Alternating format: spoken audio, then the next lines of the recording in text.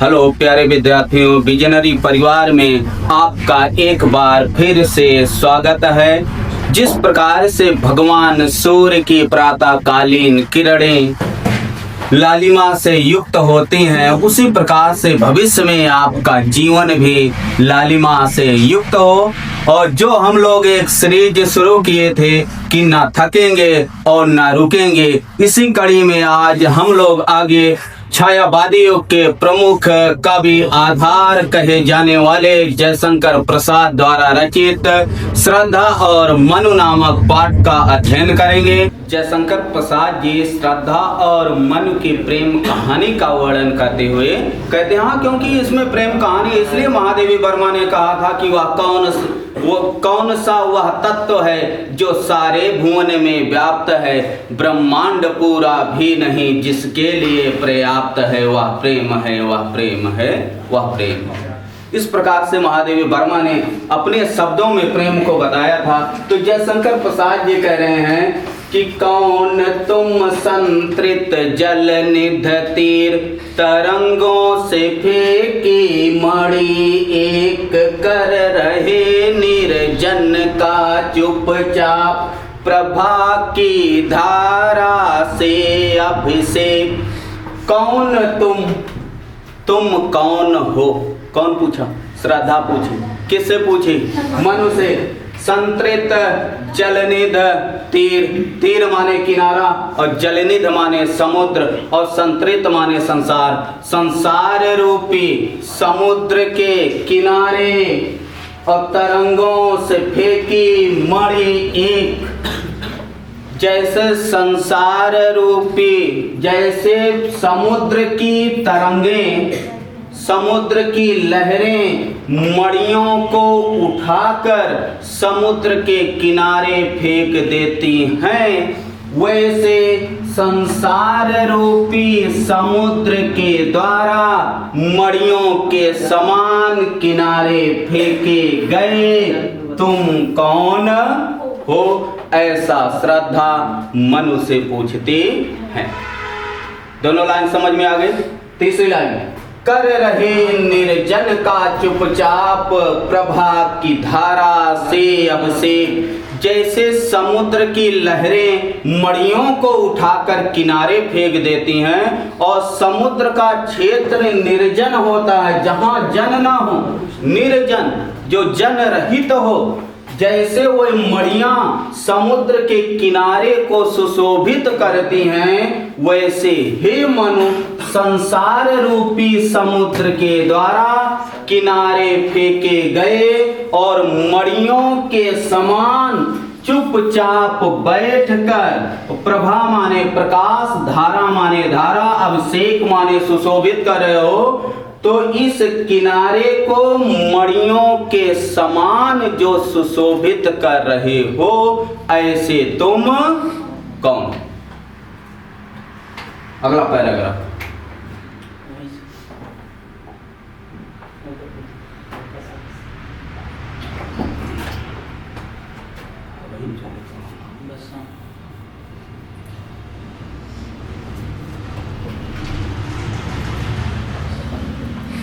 मधुर विश्रांत और एकांत जगत का सुलझा हुआ रहस्य, एक करुणामय सुंदर मौन और चंचल मन का आलस। श्रद्धा फिर मनु से कहते हैं कि मधुर विश्रांत और एकांत जगत का सुलझा हुआ रहस्य, एक करुणामय सुंदर मौन और चंचल मन का आलस। मधुर विश्रांत और एकांत, इस एकांत स्थान पर, एकांत स्थान पर विश्रांत माने थका हुआ, और मधुर जो तुम्हारे चेहरे पर, इस एकांत स्थान पर जो तुम्हारे चेहरे पर थकावट है, वह भी मधुर लग रही, वह भी सुंदर लग रही है। हे मनु, इस एकांत स्थान पर जो तुम्हारे चेहरे पर थकावट है, वह भी मधुर लग रही है। और तुम कैसे लग रहे हो? तो जगत का सुलझा हुआ रहस्य, रहस्य माने जिसमें कुछ बातें छिपी हों, जो जानने योग्य हो वही क्या है? रहस्य है। जिसके बारे में जानने की इच्छा हो वो क्या है? रहस्य है। और सुलझा हुआ और उलझा हुआ दो शब्द होते हैं, तो यहाँ क्या है? सुलझा हुआ। तो आप जगत के एक सुलझे हुए रहस्य के समान और एक करुणामय सुंदर मौन और चंचल मन का आलस्य। एक करुणामय दया से युक्त तुम्हारा जो मौन है, जो शांति है, वह भी अत्यधिक सुंदर है। और चंचल मन का आलस्य, और तुम्हारे चंचल मन ने इस समय आलस्य को धारण कर लिया है। ऐसे बैठे हुए हे मनु तुम कौन हो? ऐसा श्रद्धा ने मनु से प्रश्न किया। तीसरा पैराग्राफ,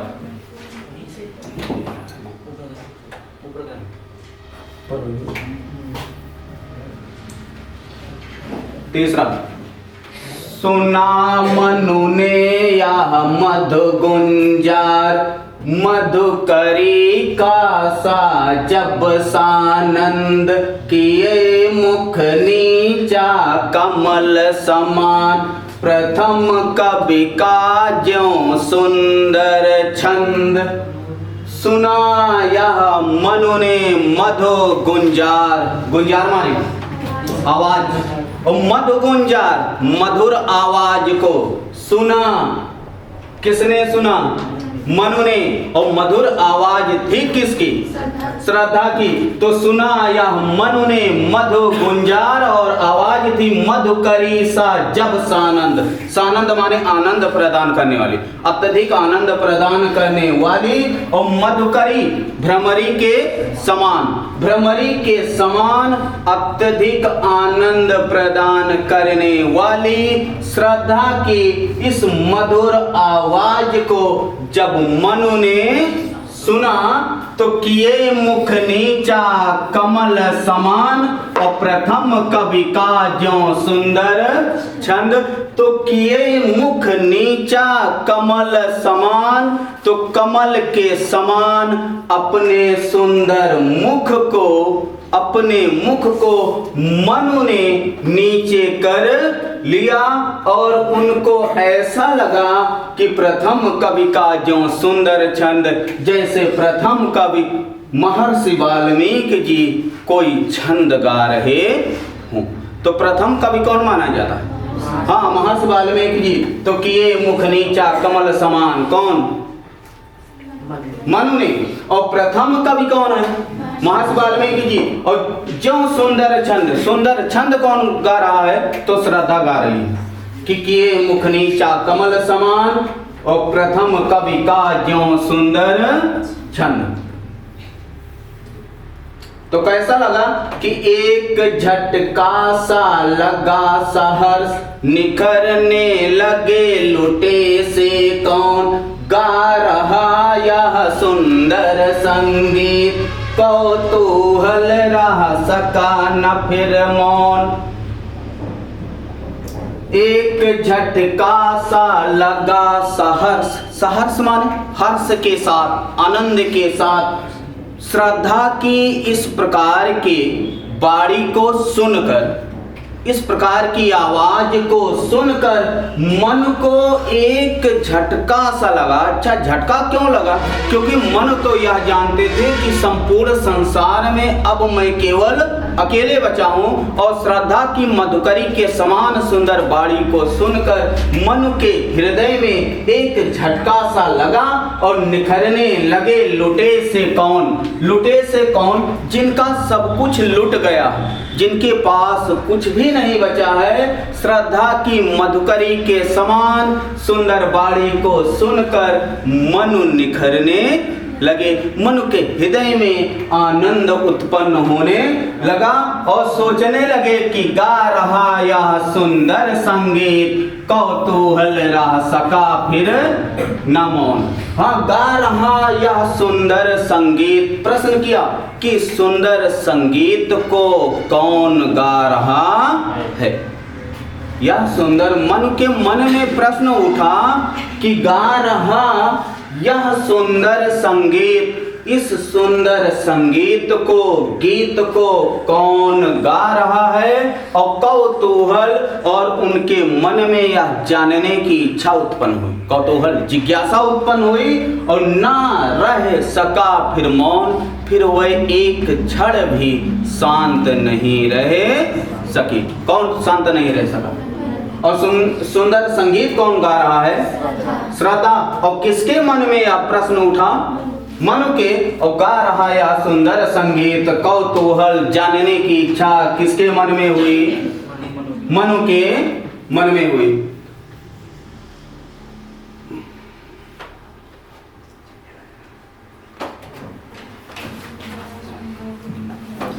और देखा वह सुंदर दृश्य, नयन का इंद्रजाल अभिराम, हृदय की अनुकृत बाह्य उदार, एक लंबी काया उन्मुक्त।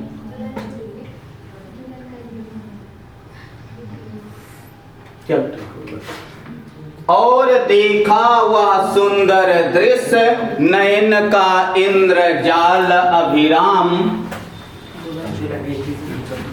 चलो ठीक है, कोई बात नहीं, देखिए।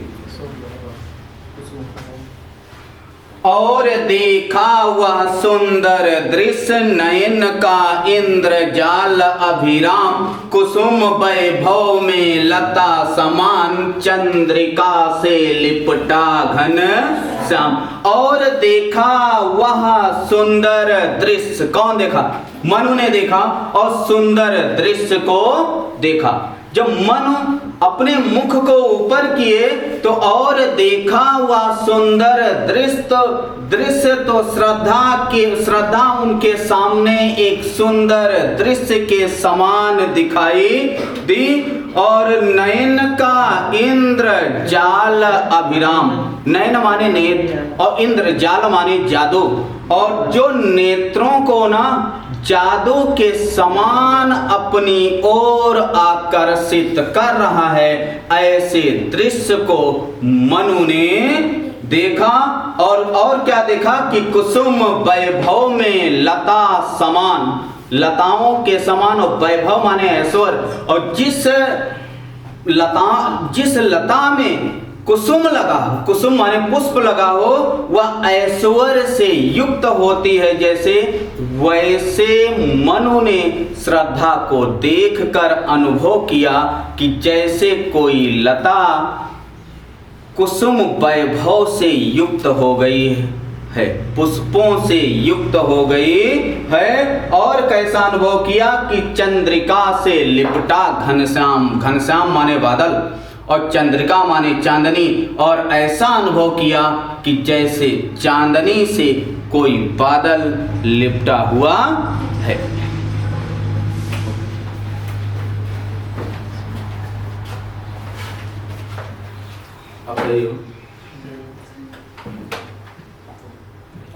अगला देखिए। हृदय के अनुकृत बाह्य उदार, एक लंबी काया उन्मुक्त, मधु पवन क्रीड़ित ज्यों सुशाल, सुशोभित हो सौरभ संयुक्त। हृदय की अनुकृत बाह्य उदार, एक लंबी काया उन्मुक्त, उन्मुक्त पर्याप्त, एक लंबी काया, काया माने शरीर, और उन्मुक्त पर्याप्त, जो श्रद्धा की एक लंबी काया है, लंबी शरीर है, वो पर्याप्त है, ना तो बहुत ज्यादा लंबी है और ना ही बहुत ज्यादा छोटी है। तो एक लंबी काया उन्मुक्त, जब मनु ने देखा श्रद्धा को तो मन को ऐसा लगा ना कि एक लंबी काया उन्मुक्त श्रद्धा की जो शरीर है वो अपने में पर्याप्त है, और हृदय की अनुकृत और बाह्य उदार, जितना वह हृदय से सुंदर है अनुकृत, और उतना वह बाहरी रूप से भी उदार प्रतीत हो रही है। हाँ, अनुकृत जो छाया प्रति हृदय की अनुकृत, जो श्रद्धा के हृदय की अनुकृत है, जो छाया प्रति है वो बाह्य उदार, जितना वह हृदय से सुंदर है वह उतना बाहरी रूप से भी वह उदार दिखाई दे रही है। ऐसा मनु ने श्रद्धा को देखकर अनुभव किया। और क्या किया कि मधु पवन क्रीड़ित जौ से सुशाल और सुशोभित हो सौरभ संयुक्त। मधु पवन और क्रीड़ित माने खेल रहा है, क्रीड़ा कर रहा है, और शिशु माने बच्चा, और साल एक वृक्ष है, साल नामक वृक्ष, हाँ वृक्ष है, साल क्या है, वृक्ष है। तो साल वृक्ष का शिशु माने बच्चा, साल नामक वृक्ष का छोटा सा बच्चा मानो पवन से, वायु से क्रीड़ा कर रहा है। ऐसा मनु ने श्रद्धा को देखकर अनुभव किया। और कैसा किया कि जैसे कोई साल नामक वृक्ष का बच्चा वायु से क्रीड़ा कर रहा है, और क्या कर रहा है, सुशोभित हो सौरभ संयुक्त, सौरभ माने सुगंध, और सुगंध से युक्त होकर वह सुशोभित हो रहा है।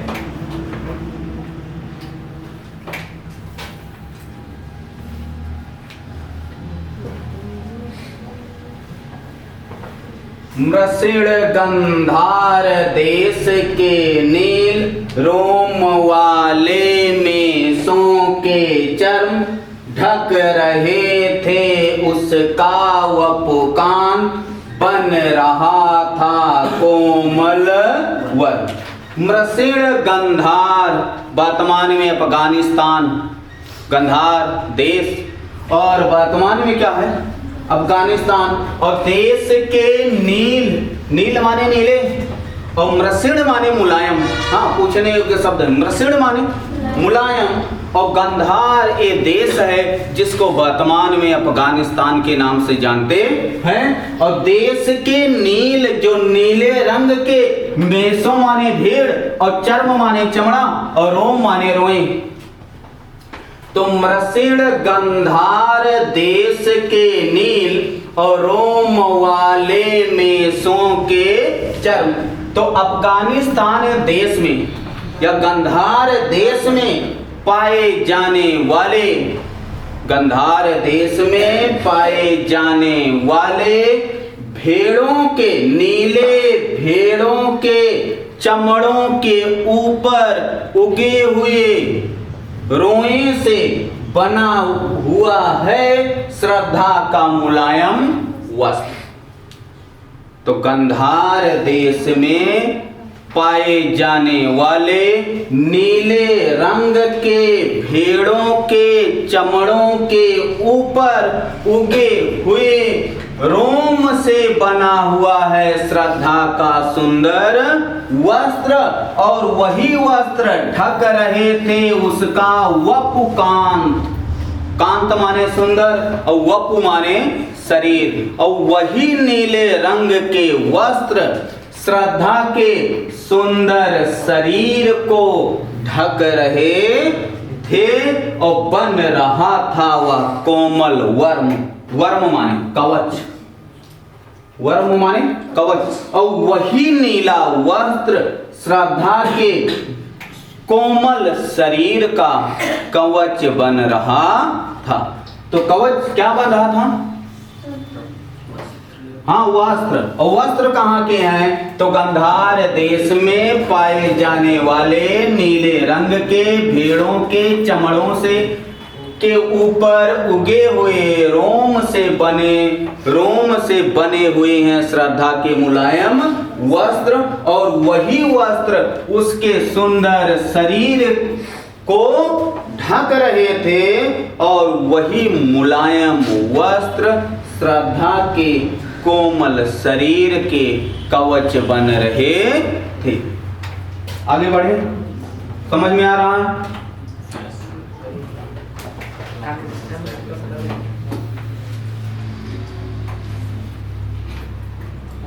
अगला पैराग्राफ। नील परिधान बीच सुकुमार, खुल रहा मृदुल अध खुला अंग, खिला हो ज्यों बिजली का फूल, मेघ बन बीच गुलाबी रंग। हाँ, यहाँ थोड़ा टिक लगा लेना, महत्वपूर्ण भी है कि नील परिधान बीच सुकुमार, खुल रहा मृदुल यद खुला अंग, खिला हो ज्यों बिजली का फूल, मेघ बन बीच गुलाबी रंग, नील परिधान बीच सुकुमार। सुकुमार माने अत्यधिक सुंदर, अत्यधिक कोमल। और नील परिधान, परिधान माने वस्त्र, नीले रंग के वस्त्रों के बीच में जो श्रद्धा का सुकुमार शरीर है, जो अत्यधिक कोमल शरीर है, और खुल रहा मृदुल माने कोमल, अध खुला अंग, खुल रहा मृदुल अध खुला अंग। तो वस्त्र का वह भाग जो श्रद्धा के शरीर को ढका हुआ है, और वस्त्र के ऐसे भाग भी जिससे जो है शरीर ढके हुए नहीं है, तो अधखुला अंग, यानी वस्त्र जहां पे नहीं है, तो ऐसे नील परिधान जो नीले रंग के वस्त्र हैं, और बीच सुकुमार, तो नीले रंग के वस्त्रों के बीच में श्रद्धा का जो सुकुमार शरीर है, अत्यधिक कोमल शरीर है, और खुल रहा मृदुल माने कोमल, अधखुला माने आधे खुले हुए, अंग माने अंग, और श्रद्धा के शरीर के आधे खुले हुए कोमल अंग इस प्रकार लग रहे हैं कि जैसे खिला हो ज्यों बिजली का फूल, मेघ बन बीच गुलाबी रंग। मेघ बन, मेघों के बन के बीच में गुलाबी रंग का मानो फूल खिल गया। मेघ बन, मेघों के, मेघ माने बादल और बन माने वन, और मेघों के बन के बीच में मानो गुलाबी रंग का फूल खिल गया हो, और वो ऐसा लग रहा है कि खिला हो ज्यों बिजली का फूल, बिजली का फूल, और बिजली का फूल खिला हो। और कहाँ खिला हो? मेघ बन बीच गुलाबी रंग, मेघों के बन के बीच में मानो गुलाबी रंग का फूल खिल गया हो। इस प्रकार लग रहा है श्रद्धा का अधखुला अंग कि मेघ बन बीच गुलाबी रंग और खिला हो ज्यों बिजली का फूल। तो बिजली का फूल कहाँ खिला है? मान लो प्रश्न पूछ ले तो मेघ बन बीच गुलाबी रंग। आगे बढ़े। अब श्रद्धा के मुख को देखा कौन? मनु ने। तो मनु ने अनुभव क्या किया? जब श्रद्धा के मुख को मनु ने देखा तो कहा, ओह वाह मुख पश्चिम के व्योम बीच जब घिरते हो घनश्याम, अरुण रवि मंडल उनको भेद दिखाई देता हो छवि धाम। ओह के बाद ये संबोधन नहीं है, ये विस्मयादिबोधक चिन्ह है। जब मनु ने श्रद्धा के मुख को देखा ना तो बोले कि ओह वाह मुख, अरे इतना सुंदर मुख। आश्चर्यचकित हो गए, क्योंकि भगवान विष्णु ने मनु को बताया क्या था कि संसार में अब तुम केवल अकेले बचे हो, यह नाव जाकर तुम्हारी जहां रुकेगी वहीं से सृष्टि का निर्माण होगा। और श्रद्धा क्या, मन को क्या पता कि श्रद्धा इतनी सुंदर है। तो मनु ने जब श्रद्धा के मुख को देखा तो उन्होंने अनुभव किया कि ओह वाह मुख पश्चिम के व्योम, अरे इतना सुंदर मुख। और दिखाई कैसे दे रहा? पश्चिम का व्योम, व्योम माने आकाश, तो पश्चिम के आकाश के समान दिखाई दे रहा। कौन? हाँ, यहीं से प्रश्न पूछ लेगा कि पश्चिम के व्योम के समान कौन है? हाँ, श्रद्धा का मुख। या श्रद्धा का मुख किसके समान है? पश्चिम के व्योम के समान। और व्योम कैसा हो तो बताया गया, बीच जब घिरते हो घनश्याम, घनश्याम माने बादल, घन माने बादल और श्याम माने काले। जब काले बादल घिरते हों, जब आकाश पश्चिम के व्योम के समान है श्रद्धा का मुख, और बीच जब घिरते हो घनश्याम, और जब बीच चारों तरफ से उनको बादल घेर ले, समझे ना, क्योंकि श्रद्धा के वस्त्रों का रंग जो है नीला है, नीला और काला, और बादलों का रंग भी नीला और काला, और श्रद्धा का रंग कैसा है? गोरा है। और जब गोरे गोरे चेहरे पर चारों तरफ से नीले और काले वस्त्र ढक लिए हैं, तो श्रद्धा का केवल मुख दिखाई दे रहा है, बाकी पूरे वस्त्र, पूरे शरीर पर वस्त्र ढके हुए हैं। और वैसे पश्चिम के आकाश में जब भगवान सूर्य ढल रहे हों और उनको चारों तरफ से बादल घेर ले, चारों तरफ से बादल घेर ले, और भगवान सूर्य का केवल लालिमा से युक्त केवल मुख दिखाई दे, तो उसी के समान सुंदर है कौन? श्रद्धा का मुख। अर्थ यहाँ अर्थ बताया ही नहीं जा सकता, केवल अनुभव कर सकते हो कि पश्चिम के आकाश में उस समय देखना जब भगवान सूर्य ढल रहे हों और उनको चारों तरफ से बादल घेर लिए हो ना, तो जो दृश्य उस समय भगवान सूर्य का होगा ना, वही दृश्य इस समय किसका? श्रद्धा का है। तो वो हुआ मुख, ऐसा कौन अनुभव किया?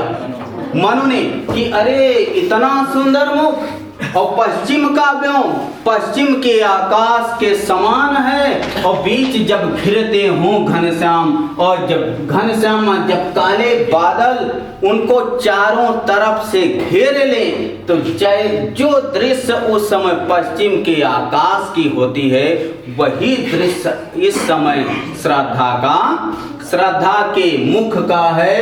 और अरुण रवि मंडल उनको भेद दिखाई देता हो छवि धाम। छवि धाम सौंदर्य का धाम, छवि धाम माने सौंदर्य का धाम।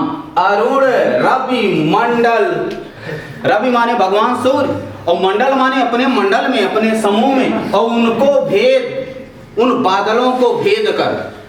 अरुण रवि मंडल, भेद माने छेद कर, चीड़ कर, तो अरुण रवि मंडल उनको भेद, भगवान सूर्य अपने मंडल में उन बादलों को भेद कर। और अरुण माने क्या होता? अरुण लालिमा से युक्त, और रवि माने सूर्य, भगवान सूर्य के सारथी का नाम है अरुण। और इसीलिए भगवान सूर्य जब उदित होते हैं तो पहले लालिमा आती है, और जब अस्त होते हैं तब भी क्या आती है? क्योंकि सारथी आगे होता है और जो राजा होता है वो कहाँ होता है? पीछे होता है। तो अरुण रवि मंडल उनको भेद, भगवान सूर्य अपनी लालिमा से युक्त, भगवान सूर्य अपनी लालिमा से युक्त अपने मंडल में उन बादलों को भेद, उनको भेद, किनको भेद? मान लो पूछ ले कि उनको भेद से किसका बोध हुआ? बादलों का। और कौन भेद रहा है? अरुण, भगवान सूर्य की लालिमा। और कहाँ भेद रही है? अपने मंडल में। तो जब भेद देता है तो भगवान सूर्य की लालिमा अपने मंडल में जब काले बादलों को भेद देती है तो दिखाई देता हो छवि धाम। तो उस समय जैसे जो सूर्य का दृश्य होगा वही दृश्य इस समय श्रद्धा के मुख का दिखाई दे रहा है। छवि धाम माने सौंदर्य का धाम। जैसे चारों तरफ से बादल घेरे हों और भगवान सूर्य अपनी लालिमा से युक्त होकर उन बादलों को भेद दे और चारों तरफ से बादल और छोटा सा भगवान सूर्य उसमें जैसे सौंदर्य से युक्त होते हैं वैसे इस समय श्रद्धा के शरीर पर चारों तरफ से नीले और काले वस्त्र और बीच में उनका जो गोरा चेहरा है, जो गोरा मुख है, वह इस समय ऐसा दिखाई दे रहा है कि जैसे यही पूरा सौंदर्य का धाम है। समझ में आ गया पूरा? आगे बढ़े।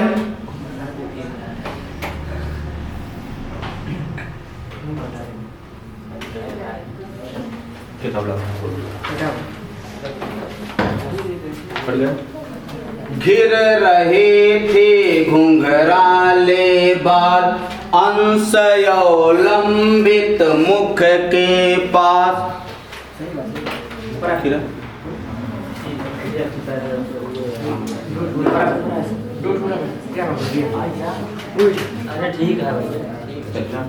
ठीक, चलो देखो 2 लाइन कट गई है ना। हाँ, घिर रहे थे घुंघराले बाल, अंश अवलंबित मुख के पास, नील घन सावक से सुकुमार, सुधा भरने को विधु के पास। घिर रहे थे घुंघराले बाल, फिर श्रद्धा के सौंदर्य का वर्णन करते हुए छायावादी युग के प्रमुख कवि जयशंकर प्रसाद जी कहते हैं, यहाँ भी महत्वपूर्ण है ध्यान रखना कि घिर रहे थे घुंघराले बाल। हाँ, श्रद्धा के बाल कैसे हैं? हाँ, घुंघराले बाल, और घिर रहे थे श्रद्धा के घुंघराले बाल घिर रहे थे। और कहाँ घिर रहे थे? तो अंश, ये वाला अंश रहना चाहिए, अंश अवलंबित मुख के पास। अंश माने कंधा, अवलंबित माने सहारा, तो कंधे पर सहारा लेकर और मुख के पास घिर रहे थे। तो अब बताना कि बादलों का रंग कैसा होता है? काला। और बालों का रंग कैसा होता है? काला। और जब बादलों के बीच में चारों तरफ से बादल घेरे हो, चारों तरफ से बादल घेरे हो, तो भगवान सूर्य की लालिमा से युक्त उसमें किरणें, जो बीच में थोड़ा सा स्थान, चारों तरफ से बादल घेरे हुए और बीच में भगवान सूर्य दिखाई दे रहे हैं, वैसे श्रद्धा के कंधे पर सहारा लेकर, अंश माने कंधा, अवलंबित माने सहारा, तो श्रद्धा के कंधे पर सहारा लेकर उनके जो घुंघराले बाल थे, साधारण बाल नहीं थे, हाँ घुंघराले जो बाल थे वह मुख के पास घिर रहे थे। तब बताओ श्रद्धा के मुख की सुंदरता कैसी रही हो?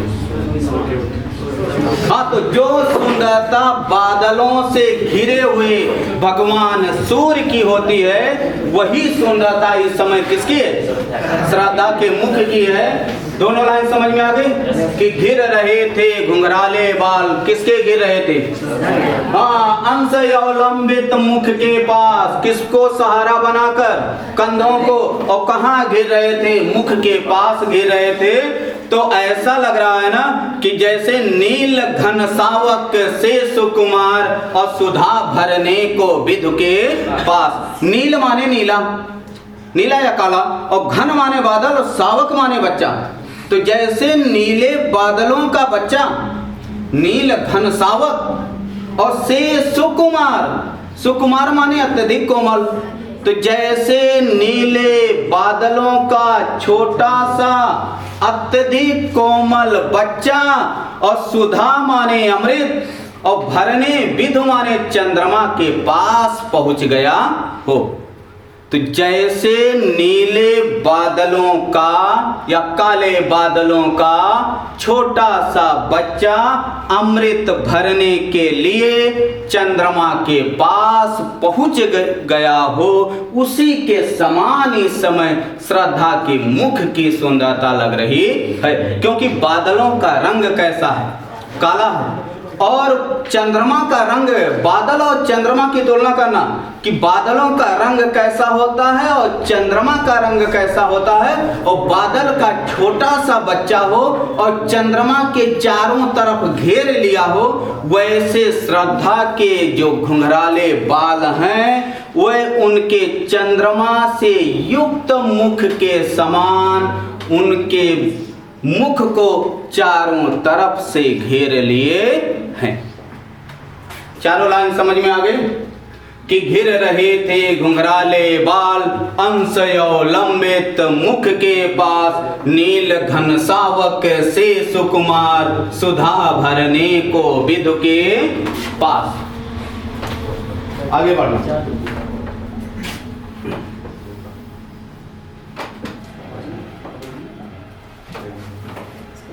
अगला पैराग्राफ। नील परिधान बीच सुकुमार, खुल रहा मृदुल यद खुला अंग खिला हो ज्यों बिजली का बोल, मेघ बन बीच गुलाबी रंग। हाँ बस काट जाएंगे।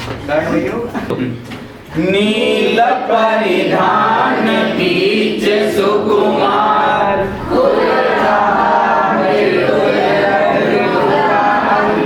खिला हो ज्यों बिजली का फूल, मेघ बन बीच गुलाबी रंग। वही है भैया। और मुझ पर हम मुस्कान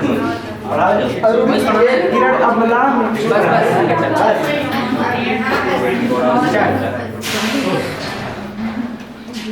अम्लान माने स्वच्छ होगा ना।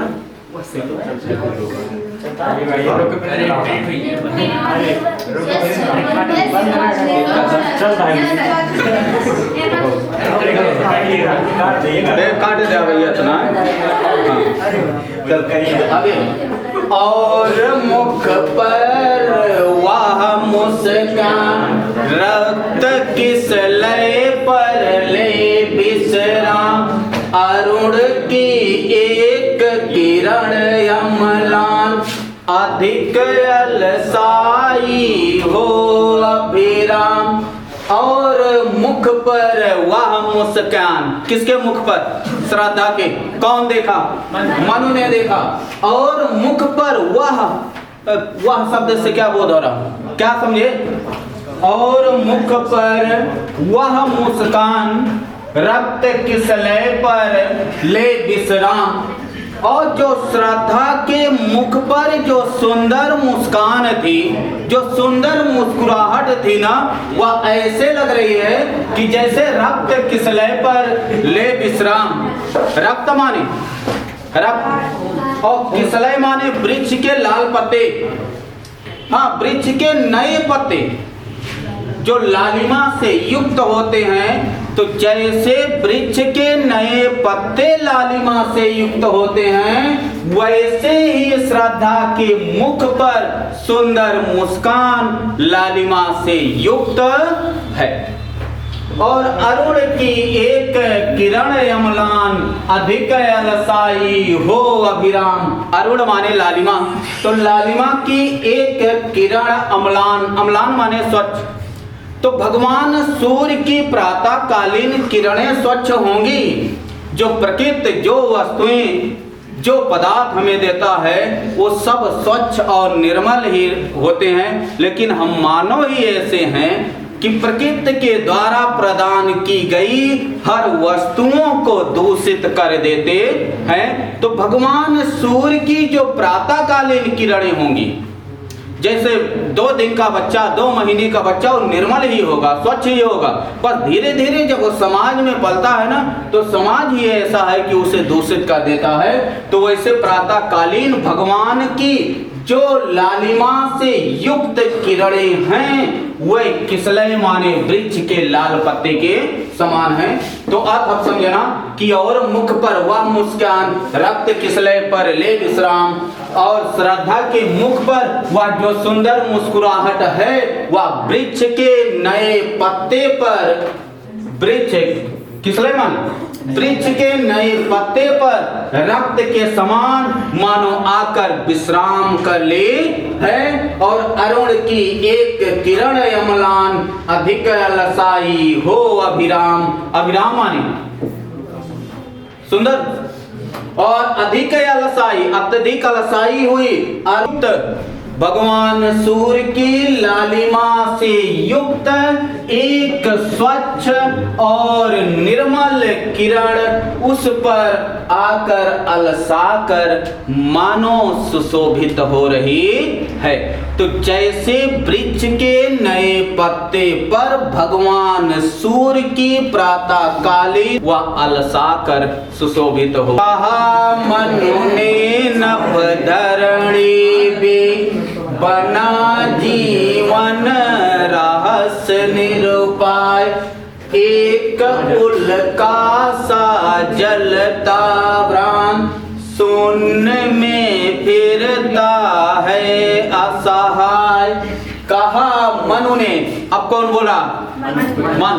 नभ धरणी बीच, नभ माने आकाश और धरणी माने पृथ्वी, आकाश और पृथ्वी के बीच में कहा मनु ने कहा नभ धरणी बीच, आकाश और पृथ्वी के बीच में बना जीवन रहस्य निरुपाय। जो मेरा जीवन है वो रहस्य और निरुपाय होकर बन गया है। निरुपाय जिसका कोई उपाय ना हो, और रहस्य जिसके बारे में लोग जानने के इच्छुक हो, जानना चाहते हो रहस्य भरी बातें। तो कहा मनु ने नभ धरणी बीच, मनु ने कहा आकाश और पृथ्वी के बीच में मेरा जीवन उपाय विहीन हो गया है और रहस्यों से युक्त हो गया है। एक उल्का सा जलता भ्रांत शून्य में फिरता है असहाय। उल्का एक पिंड है, टूटे हुए तारे। तो एक उल्का सा जलता भ्रांत, भ्रांत माने भ्रमित होकर, और शून्य में फिरता है असहाय। एक उल्का पिंड के समान मेरा जीवन आकाश और पृथ्वी के बीच में जलते हुए भ्रमित हो रहा है और शून्य में फिरता है असहाय, और असहाय होकर शून्य माने आकाश, आकाश में इधर उधर भटक रहा है। ठीक कि कहा मनु ने नभ धरणी बीच, बना जीवन रहस्य निरुपाय। एक उल्का सा जलता भ्रांत शून्य में फिरता है असहाय। अगला पैराग्राफ। कौन हो तुम बसंत के दूत, बिरस पतझड़ में अति सुकुमार, घन तिमिर में चपला की रेख, तपन में शीतल मंद बयार। ऐसा मनु ने श्रद्धा से कहा। क्या कहा? कि कौन हो तुम बसंत के दूत। जो मेरा जीवन ना एकदम निरस हो गया था, एकदम जो मेरा जीवन बेकार हो गया था, जो उदास हो गया था, वो निराश हो गया था, मेरे जीवन में नई सुगंध और नई आनंद लाने वाले बसंत के दूत के समान जो आई हो, तुम कौन हो? कौन हो तुम बसंत के दूत? जो मेरा जीवन अत्यधिक निरुपाय हो गया था, उपाय विहीन हो गया था, निराश हो गया था, उस जीवन में आनंद और खुशियों को लाने वाली तुम कौन हो? और बिरस पतझड़ में अति सुकुमार, बिरस रस विहीन, जिसमें कोई रस ना हो, और पतझड़ में अति सुकुमार, जो मेरा जीवन एकदम पतझड़ के समान हो गया था, जिसमें कोई रस नहीं बचा था, उसमें तुम अत्यधिक सुकुमार बनके, अत्यधिक कोमल बनके जो तुम आई हो, तुम कौन हो? और घन तिमिर में चपला की रेख। घन माने घना, और तिमिर माने अंधकार। घने अंधकार में, घन तिमिर, घन माने बादल नहीं, घन माने घना और तिमिर माने अंधकार। तो घने अंधकार में चपला की रेख, बिजली की रेखा, चपला माने बिजली, तो बिजली की रेखा के समान जो तुम आई हो, तुम कौन? क्योंकि मन श्रद्धा ने भी यहीं से शुरुआत की थी कि कौन हो तुम संतृत जल निध तीर।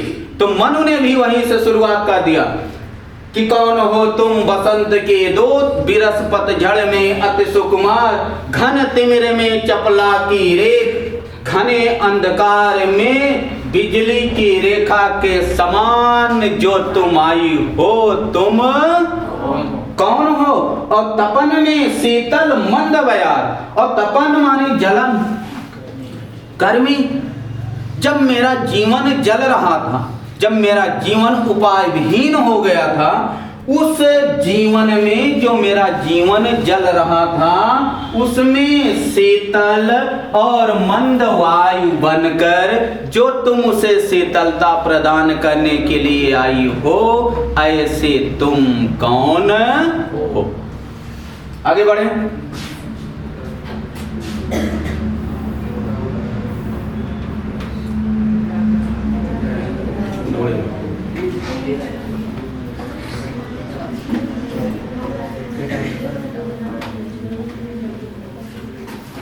लगा कहने आगंतुक व्यक्त मिटाता उत्कंठा सविशेष दे रहा हो कोकिल सानंद सुमन को ज्यों मधुमय संदेश। तो लगा कहने आगंतुक व्यक्त, आगंतुक कौन है भाई? कौन आया? पहले से श्रद्धा उपस्थित थी, आए कौन है? मनु है, क्योंकि वो श्रद्धा का क्षेत्र ही है। कौन? हिमालय। हिमालय के क्षेत्र में गया कौन है? तो आपके गांव में जो जाए वही आगंतुक है। तो आगंतुक कौन हुआ? मनु हुए। तो लगा कहने आगंतुक व्यक्ति, आगंतुक से पूछ लेगा, वो आगंतुक शब्द से किसका बोध हुआ? मनु का। और लगा कहने आगंतुक व्यक्ति यानी मनु जी कहने लगे। क्या कहने लगे? कि मिटाता उत्कंठा सा विशेष, उत्कंठा जो जानने की इच्छा थी, और सब विशेष रूप से जो जानने की इच्छा थी किसके अंदर? हाँ, मनु और श्रद्धा दोनों के अंदर जानने की इच्छा थी, क्योंकि दोनों ने यहीं से शुरुआत किया। कौन तुम? श्रद्धा ने शुरुआत किया था कि कौन तुम संतृत जल निधति तरंगों से फेंकी मणि कर रहे निर्जन का चुपचाप। और मनु ने कहां से शुरुआत किया? कौन तुम बसंत के दूत बिरस पतझड़ में अति सुकुमार घन तिमिर में चपला की रेख। क्योंकि दोनों को के अंदर जानने की इच्छा है कि तुम कौन हो, क्योंकि दोनों को केवल यही पता है कि संसार में हम केवल अकेले बचे। और भगवान विष्णु ने यही बात बताया था कि दोनों को यही केवल पता है कि हम केवल अकेले हैं, और जब कोई मिल जाए तो भाई तुम कौन? हम तो अकेले बचे थे, तुम कैसे आ गए? तो वही मनु कह रहे हैं कि लगा कहने आगंतुक व्यक्ति, मनु कहने लगे और मिटाता उत्कंठा सा विशेष जो श्रद्धा के हृदय में, श्रद्धा के मन में विशेष रूप से जानने की इच्छा थी कि हम कौन हैं, उसको मिटाते हुए, उसको शांत करते हुए आगंतुक मनु जी कहने लगे। और दे रहा हो कोकिल सानंद सुमन को ज्यों मधुमय संदेश। कोकिल माने कोयल और सानंद माने आनंद के साथ, आनंद सहित। और दे रहा हो कोकिल सानंद, और सुमन माने पुष्प, और मधुमय माने मधुमय मीठा, और संदेश माने संदेश।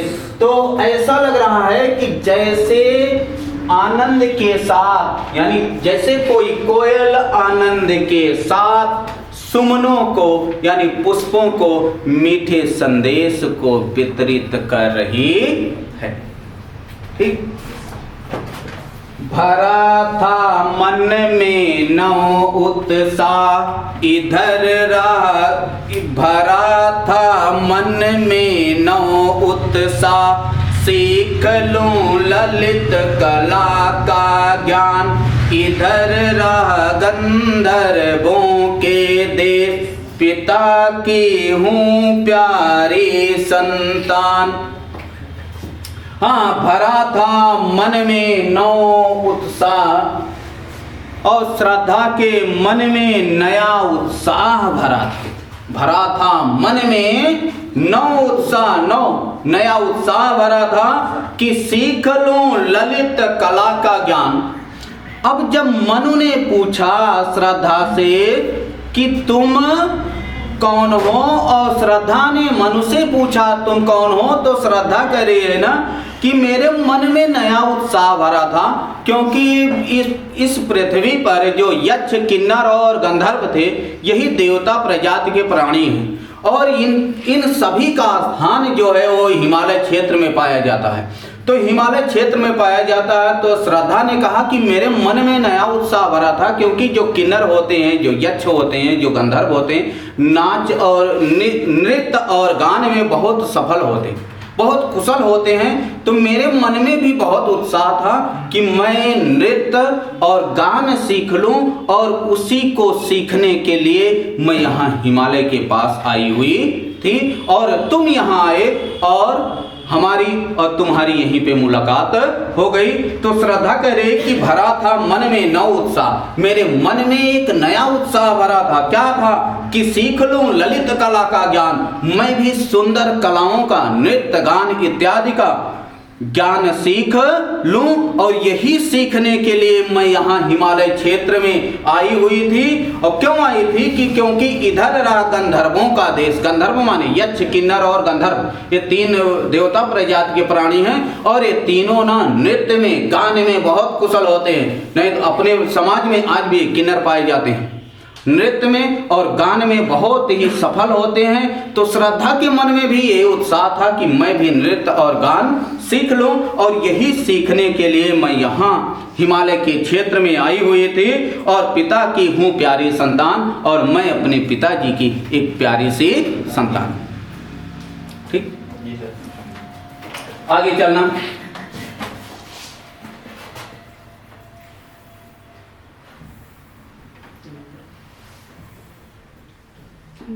नीचे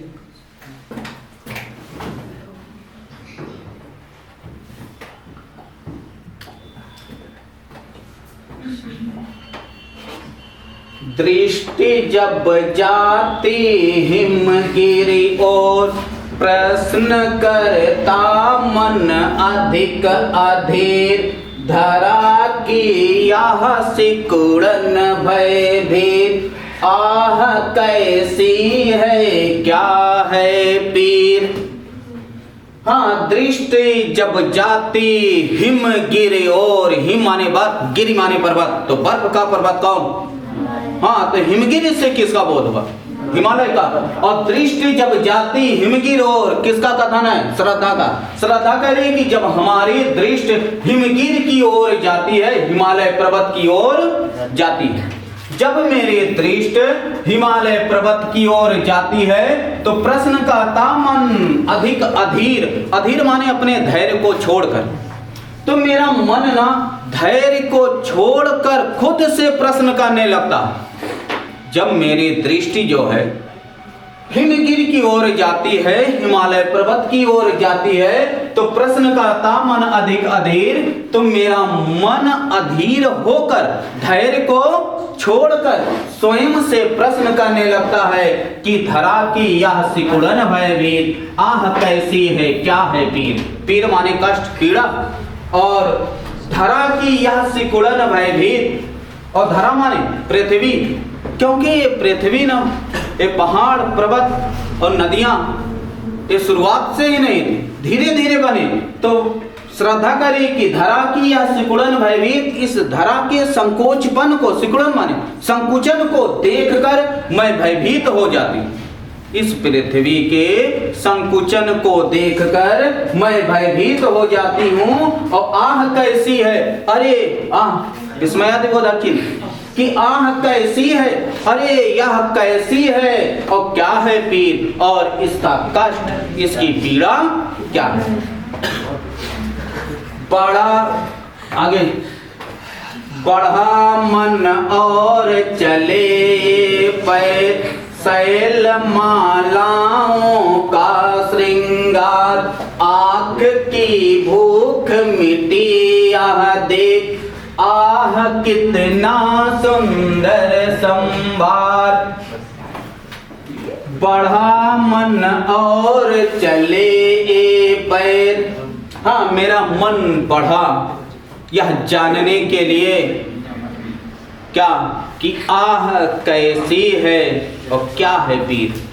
आह कैसी है क्या है पीर, अरे यह पीड़ा या दर्द कैसी है, और यह पीड़ा और दर्द क्या है, यह जानने के लिए मेरा मन बढ़ा और मेरे पैर चले। तो बढ़ा मन और चले पैर, किसका मन बढ़ा और किसके पैर चले? किसका मन बढ़ा और किसके पैर चले? तो श्रद्धा के। और क्यों बढ़ा और क्यों चले? प्रश्न ध्यान देना कि क्यों बढ़ा और क्यों चले तो क्यों बढ़ा, और पीड़ा जाने की हाँ और उसकी पीड़ा जानने के लिए, और शैल मालाओं का श्रृंगार और शैल पर्वत मालाओं के श्रृंगार को देखने के लिए, और मेरा मन बढ़ा और मेरे पैर चले, और क्यों चले तो आह कैसी है क्या है पीर। तीनों लाइन मिला ना कि बढ़ा मन और चले पैर, शैल मालाओं का श्रृंगार, शैल मालाओं के श्रृंगार को देखने के लिए मेरा मन बढ़ा और मेरे पैर चले, और क्यों चले तो आह कैसी है क्या है पीर।